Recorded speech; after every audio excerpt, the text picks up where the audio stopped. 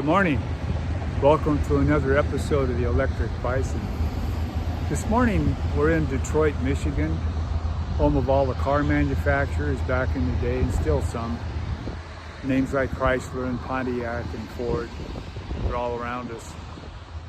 But what excited me here was just down the street a little bit was the Museum for Motown Records.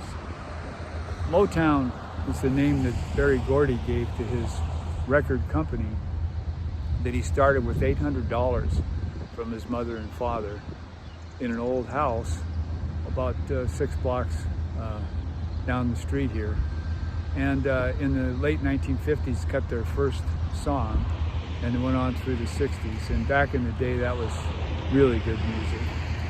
And you had people like Smokey Robinson or Aretha Franklin, Ray Charles, Stevie Wonder, excellent music. Motown wasn't the only black music in those days. It was those other, Nina Simone, many other artists, black artists, were cranking out super good music. But it excited me to come here and see this because they really accomplished something. Now, when I saw this mural, there's quite a few murals in Detroit, beautiful murals. The downtown's been all cleaned up. If you get a chance to come here, it's a really beautiful city. A lot of bank buildings and hotels and stuff. The streets are all cleaned up.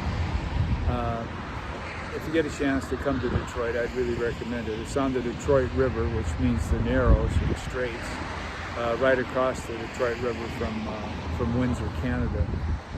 The thing about Detroit is it's not very far from the Ohio River. If you cross the Ohio from Kentucky into Ohio, you only got to come north, about 300 miles and you're in Detroit.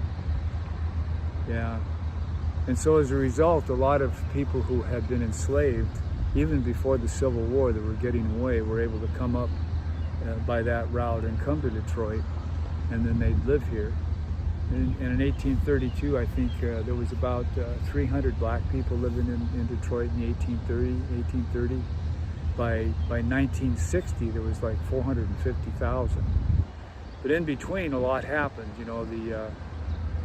The Fugitive Slave Act happened in 1850, and so it required other Americans to turn in blacks. And so without any proof at all that they were escaped slaves, they would turn them in, and they very rarely were able to get their freedom again until that was changed with the Civil War. The music here, the Motown music, I'm going to try to attach to this podcast kind of some of the music over about a 2.5 hour period.